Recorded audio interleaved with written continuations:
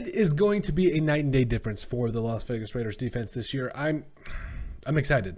You talk about the addition of Bilo Nichols, who I think could be one of the most underrated like three techs in this game. Like for real, we're talking about a guy that came in and had like 5.5, 6 sacks a couple years ago. He was with Akeem Hicks. He's disruptive in the middle, and when you combine him with a guy like Johnathan Hankins, yes, please, with sugar on top, I feel like that's kind of a good combination. It might be kind of an underrated combination, but we'll get there when we get there. But for now, I think the biggest message that I think I'm taking away and that I'm also wanting the Raiders to do and move forward with is plug up the middle, man. I'm talking shut down the run game and then let your edge rushers get after them. We'll make a video about the edge rushers as well. But for now, again, and I will mention them another time, but at the end of the day, I think, when we talk about defensive success, when we talk about the integral role that your defensive tackles play in your defensive scheme, whether it's a 3-4 or a 4-3, it's huge. And I know that Patrick Graham is going to do a lot of different things with this defensive front. We're talking, probably moving Cleveland Farrell into defensive tackle. We're talking about a whole bunch of things.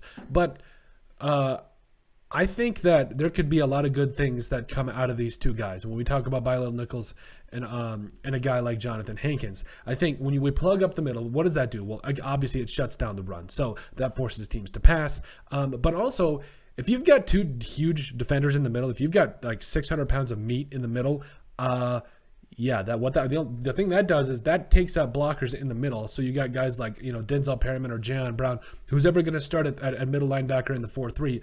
That makes their job a lot easier. You have, instead of having 5 blockers on 4 offensive or 5 offensive linemen on 4 defensive linemen, all of a sudden you've got 2 defensive linemen taking up double teams. All of a sudden that leaves, you have one linebacker, or what is it? Now that you have one lineman on a one linebacker, and you expect that linebacker to be able to make the play, be able to scrape over the top. Because if those guys like Johnathan Hankins can take up double teams, man, that just makes their job a whole lot easier. Denzel Perryman, he was a screaming missile coming around for that defense last year. And if you're going to sit here and tell me that now he's got another man in the middle that can take up double teams and he can just go fly around, that's scary. That's scary. And like we said, it helps with the running game. It helps with the linebackers and their jobs as well. And I think it does. I think that was kind of something that was missing last year. And I do think, to a degree, I would like to see, I don't know, maybe Perion Winfrey or Travis Jones or somebody. Travis Jones is going to be gone by the time the Raiders pick. But somebody up the middle that can give you a little bit of something.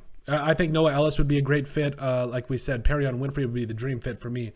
But I feel like he's a guy that he's kind of he's okay in the run game, but he gets after in the pass game. Like if you watched any Senior Bowl tape, if you watched any tape on him in college at Oklahoma, man, he would be kind of a lot of fun for the Raiders. And again, he wouldn't have to start right away. You got Johnathan Hankins in the middle. You got a guy like Bilo Nichols as well. So, and obviously they've got a lot of other defensive tackles, but Perion Winfrey would be a lot of fun. But it all comes down to the one same message that we're talking about. It's talking about plugging up the middle, and that would just make everything easier. Now, if the Raiders can somehow find a way to get production out of these two guys, in Nichols and a guy like Hankins, that could make them a top 10 defensive or a run defensive unit, that will just transfer over to everything else in the defense. We already talked about the linebackers, but the edge defenders, when we talk about a one-on-one with Max Crosby on the outside, or a one-on-one with a guy like Chandler Jones on the outside, you like that as well. So, I really think what it comes down to is the fact that